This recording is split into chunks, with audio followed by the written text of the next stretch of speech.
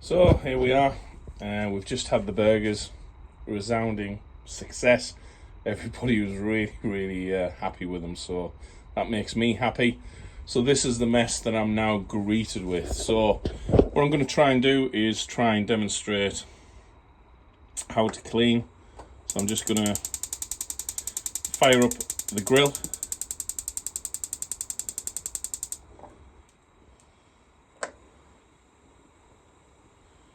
Put everything on high. Get the grill up to temperature. And then I'm going to apply some water. So we've just got some heat into the grill now. Just going to give it a test. Yeah, that's maybe just a little bit longer. So what you really want it to do is steam straight away and sizzle. I'm going to get the special cleaning scraper out, which also came in the Grill Joy kit. So leave it a little bit longer to get up to temperature, and then we're going to give it a good old scrape and clean. So this is the special scraper that, as I say, came in the Grill Joy kit. I find it really good. I was very nervous when I did this the first time, worried that would scrape the enamel surface off the grill, but it doesn't. And as long as you re-season it, which is, you know, I'll go through re-seasoning as well. So I'm just going to use this tool now and give it a good old scrape.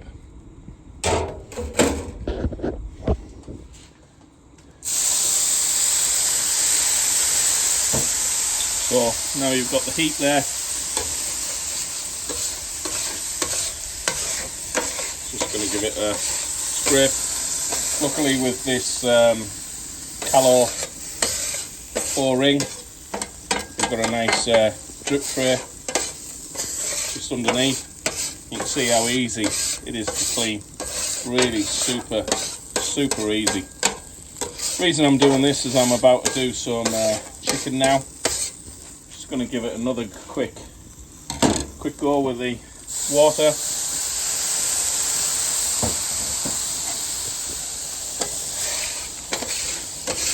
Straight into the hole.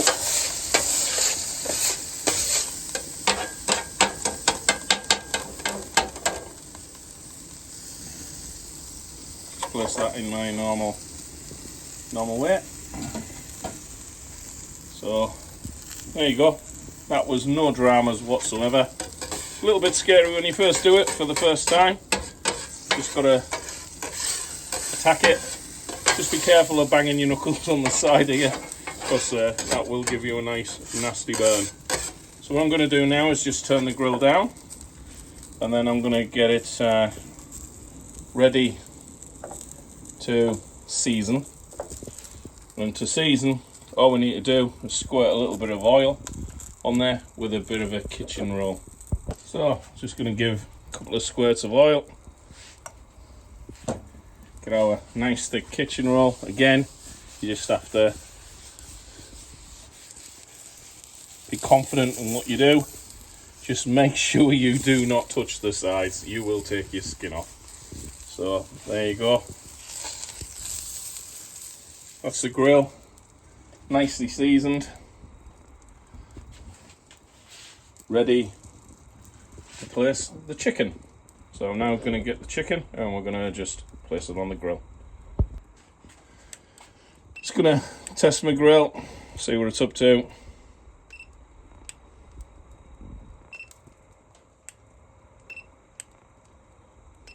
I've just turned it down. Don't want it to do too fast because I don't want the chicken burnt on the outside, so I've just turned everything down to low, all 4 burners. So I'm gonna let it get to about 200 and then I'll put the chicken on. Right, so that's the chicken fillets placed on the grill.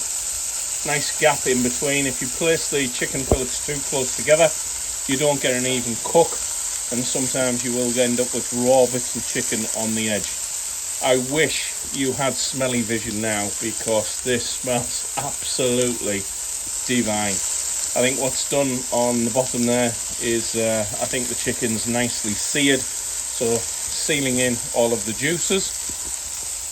So I'm just going to leave that on for a good few minutes until we get one side done, and then I'm going to give it a flick over. With chicken or any sort of poultry, I would always recommend getting yourself one of these meat probes.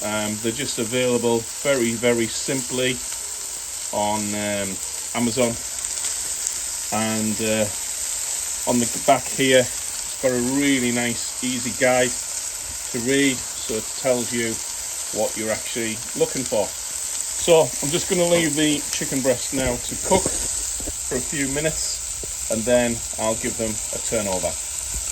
I've just tested turning the chicken. None of it is sticking to the griddle, which is great, which means obviously we've got it re-seasoned correctly. And what I've done now is I've just turned all of the controls up to, I would say, maybe just a third, just to give it a bit more temperature. Let's take a reading now of what we've actually got. So we've got 225, 229,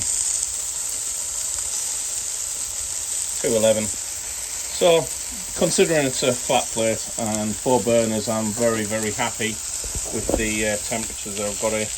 I've got to say it is an absolute stunning evening here in the northeast. We just live on the outskirts of Durham. Horses are just in the field, so they're rescue horses that the local farmers rescued. So great evening.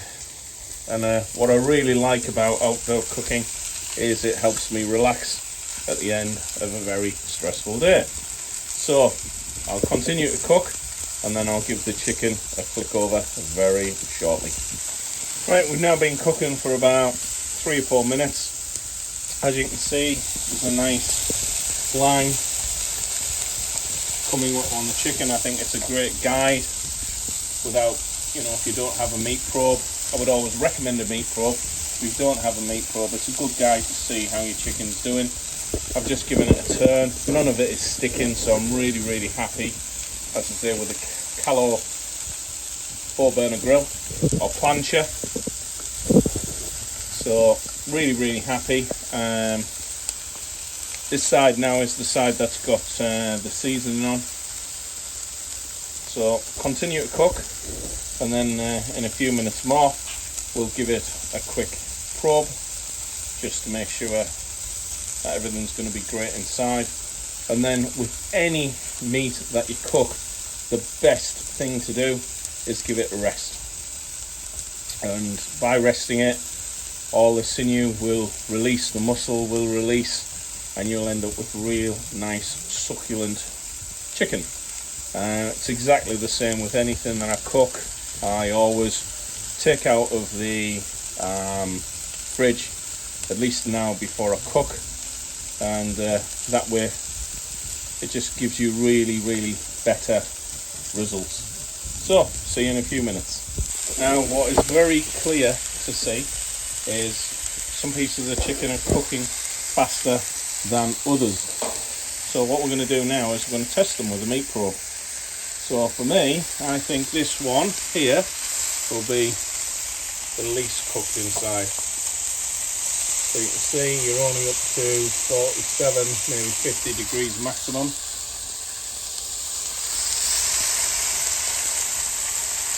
This one is virtually nearly cooked now, because that's nearly up to 70 degrees.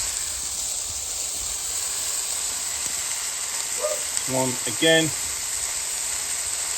60, 57, 58, 59. That's going to need a little bit more cooking. This one, which looks cooked on the outside, if you look, you're only looking at 52 degrees. This one here, looking at 55. So yeah, all needs a little bit more cooking.